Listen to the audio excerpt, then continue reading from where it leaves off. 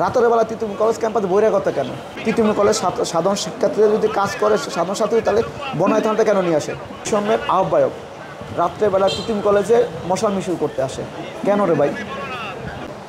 গত কমিটি ছাত্রলীগের প্রেসিডেন্ট সাহেবের সাথে এই ক্যাম্পাসের সমন্বয়ক আমাদের সবার ফটো, তখন সেটা আমরা কি বলবো? এখন আজকে ক্যাম্পাসে এক বহিরাগতকে নিয়ে আসছে, যে কিনা হচ্ছে তিতুমির কলেজের ক্যাম্পাসের না।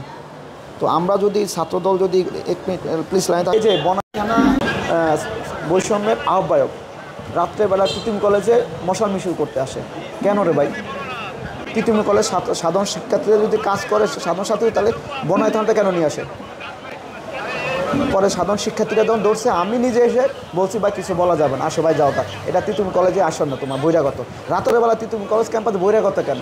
মেয়েদের হল আছে, এখানে সেফটি দিবে কে ভাই? মেয়েদের হলে ক্ষতিগুলো, এই যে বহিরাগত ছেলেটাকে ভালো মনে হয় আপনার? দেখেন তো, আমি ভিডিও দিচ্ছি, আপনাকে দিয়ে দিচ্ছি। এরকম এখন বহিরাগত অনেক ছেলে করাল বস্তিতে ছেলেপেলে নিয়ে আসে। তিতুমির কলেজে মিছিল করতে কলার বস্তিতে ছেলে না লাগে, 7তলা বস্তিতে নিয়ে আসছে। যাদের পায়ে স্যান্ডেল নাই, আমি ছোটো করতে, যাদের পায়ে স্যান্ডেল নাই, হাফ প্যান্ট পরা ছেলেরা মিছিল করছে। এটা কি সাধারণ শিক্ষার্থী? তিতুমির স্টুডেন্টরা কি হাফ প্যান্ট পরে মিছিল করে, স্যান্ডেল পরে মিছিল করে? সাধারণ শিক্ষার্থী কারা? আপনি দেখেন সারা বাংলা তিতুমির কেন টল করতেছে আজকে? আপনি যদি সোশ্যাল মিডিয়া চালাচ্ছেন, আপনি সাংবাদিক মানুষ, আপনি দেখছেন তিতুমির কী অবস্থা করেছে তারা। শুধু ছাত্রদলকে হচ্ছে একটা মব সৃষ্টি করা লাগবে, ছাত্রদলের নামে বিভ্রান্ত সৃষ্টি করা লাগবে, এই জন্য তারা আর কিচ্ছু না। হ্যাঁ, ছাত্রদলের আপনি দেখেন ক্যাম্পাসে 5 আগস্টের পরে দিন দিন যেভাবে ছাত্রদল কর্মী সংখ্যা বাড়ছে, ছাত্রদল জনপ্রিয়তা বাড়ছে, ছাত্রদলের মানে পপুলারিটি বাড়তেছে, তাছাড়া হিংসা এখানে।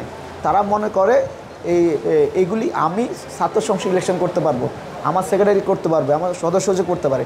আরে ভাই, ছাত্র সংসদ এটা সরকারি প্রতিষ্ঠান, ছাত্র সংসদ হবে কি হবে না সেটা তো গভর্নমেন্ট বুঝবে, ক্যাম্পাস প্রশাসন বুঝবে, সেটা তো আমরা বুঝি না। আমাদেরকে এই উদ্দেশ্য করে আমাদের পিছিয়ে লাগা।